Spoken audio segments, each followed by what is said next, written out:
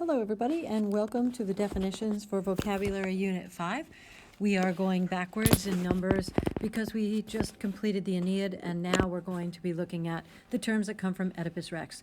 You'll probably be pleased to know that many of them you've seen before, and so we can go through them rather quickly, especially the duplicates. Let's take a look at the first one. An augury is an omen or a portent, which you remember in the Aeneid when Anchises was not ready to leave Troy and he was looking for an omen, and then he had that shooting star and the little flame above the head of Aeneas' son. Compunction, we were talking about this in the Iliad. It's a feeling of remorse or regret. It doesn't seem as if Achilles has any sense of compunction until you get to maybe book 24. But even so, I'm not sure if it's so much compunction as it is just a display of mercy. Defilement, again, in the Iliad, we notice that Achilles defiled the corpse of Hector. That means to make foul or to dirty it or to make impure.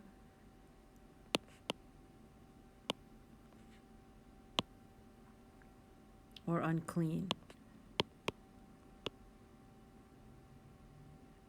The state of being that, the defilement.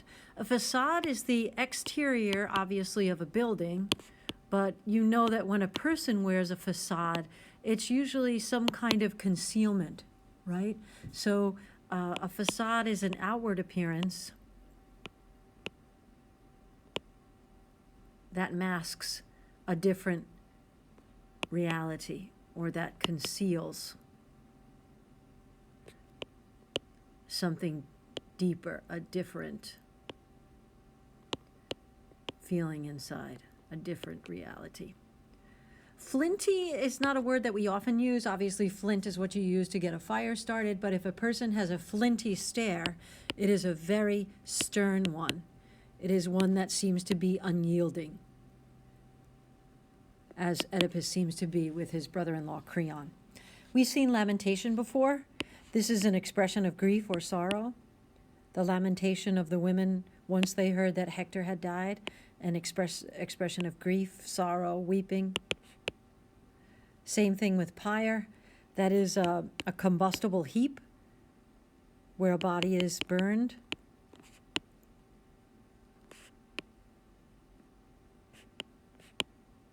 During funeral rites.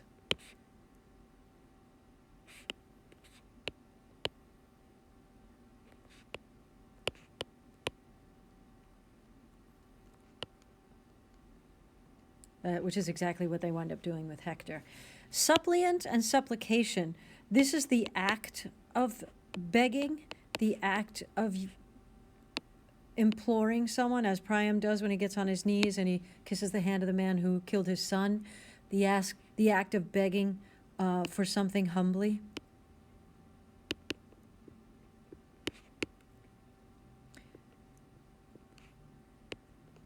And a suppliant could be a noun, which is the person who begs humbly. Or if we want to use it as an adjective, a suppliant act, you would say the idea of humbly imploring someone or begging. Again, that's a word that you've seen before, especially in book 24 with the Iliad.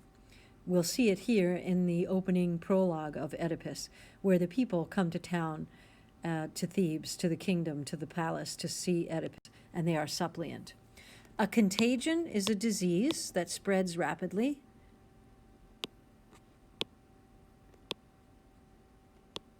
Kind of like a plague, as you remember in the Iliad, or you're also going to see here at the beginning of Oedipus Rex. That's the same thing as a pestilence.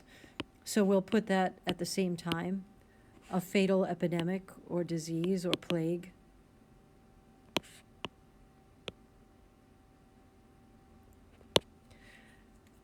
A descant in music is a melody, and it's usually played above the basic melody. But I think in the play, most likely, we're going to be seeing this in terms of a verb, which means to talk at length, to talk tediously, at length.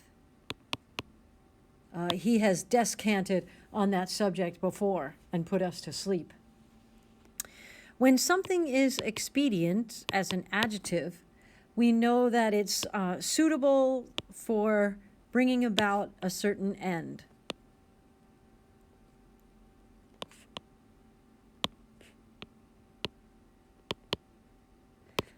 For example, the congressman found it expedient to maintain social relationships with people from both political parties. If I want to say that government is nothing more than an expedient, which is something that you guys will remember from sophomore year from Thoreau's Civil Disobedience, he's saying that government is nothing more than a means to an end.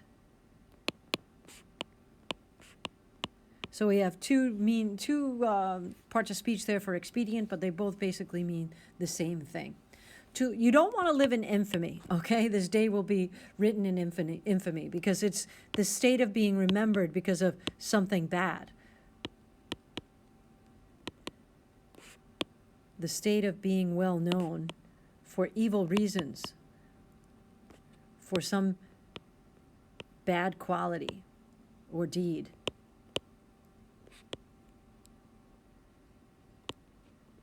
We know the word infamous, right? You don't want to be infamous because that's the adjective form of the same thing. It's like having an evil reputation. Nor do you want to be known as showing insolence, because insolence is rude behavior, rude and disrespectful behavior.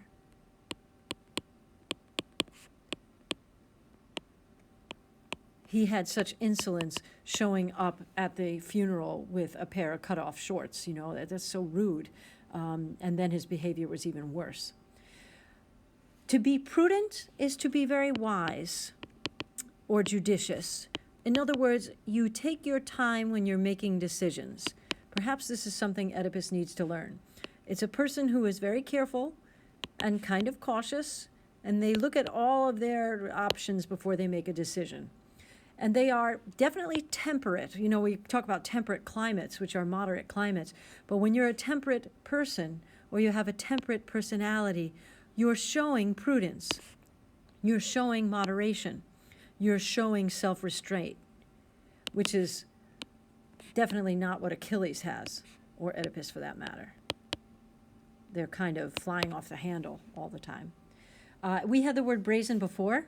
Okay, when someone is brazen, they are bold and without shame. Agamemnon accuses Achilles of being brazen. Awesome. We had goad before too. You know what that is, right? To provoke somebody or annoy them. Incarnation is something that we often talk about in our religion, because to be incarnate means to take the flesh, to be embodied in the flesh. He is evil incarnate. And to incarnate is to embody spirit in human form. Talk about the incarnation.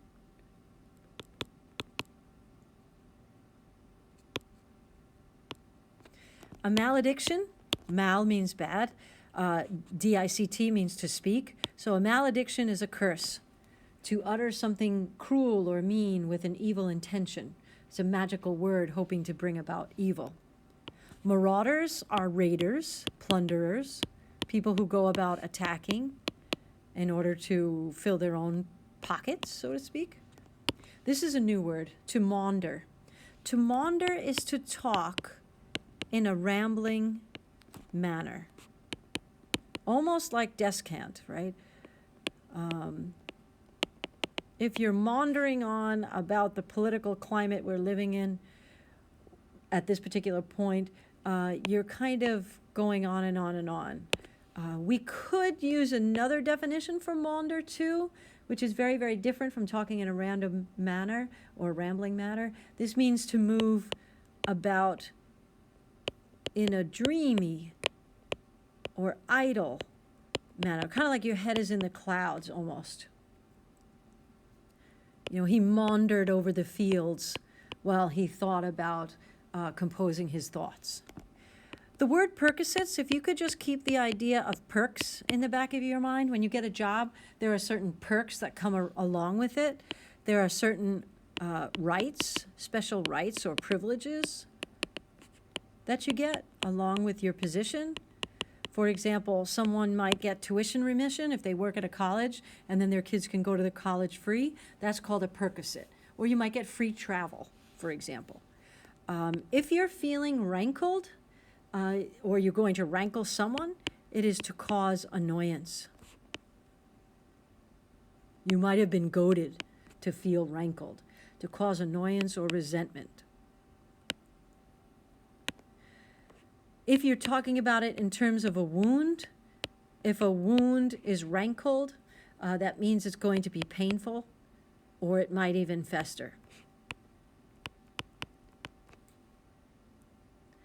A scepter is the ornamental staff held by a ruler, used at certain ceremonies. And if you remember Annabel Lee by Edgar Allan Poe, to live in her tomb by the sea, in her sepulcher by the sounding sea. A sepulcher is a small room or monument or tomb, usually made of stone or cut into stone, cut into rock, in which, oops, sorry about that, in which a deceased person is laid out. Hang in there, guys, just a few more. So a sepulcher is like a tomb, okay? Last slide. Tumult is confusion. You know, on a plane, they'll say, okay, we're going to hit some turbulence and things are going to be up and down and bumpy. So tumult can be confusion, disorder. It can be a loud noise. We heard the tumult. An affront as a noun is an insult, and as a verb, it means the same thing, to insult somebody, right? So it's an action or remark that causes outrage or offense. You've probably heard the expression, he's the bane of my existence. We're saying that it's the cause of great distress or annoyance.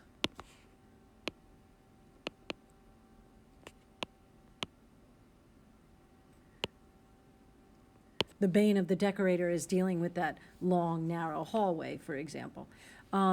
This is plural, brooches, but a brooch is a pin, a jewelry pin, you know, an ornamental or an ornament fastened to clothing.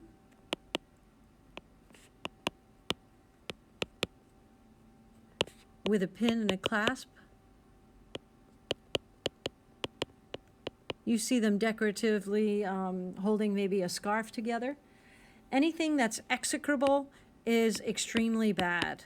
So you can have food that is execrable or wine that's execrable. It's extremely bad or unpleasant. Parricide is the killing of a parent. And anything known for its rankness, there is something rank in the state of Denmark, something rotten actually, is having a strong smell, having a strong offensive smell. So I know that was a lot of words, everybody, but those are all the terms that we're going to need for the entire play of Oedipus Rex, and so you can rest easy as we cover the remainder of the play that there won't be any additional words other than the ones that you have here. Okay, thank you so much.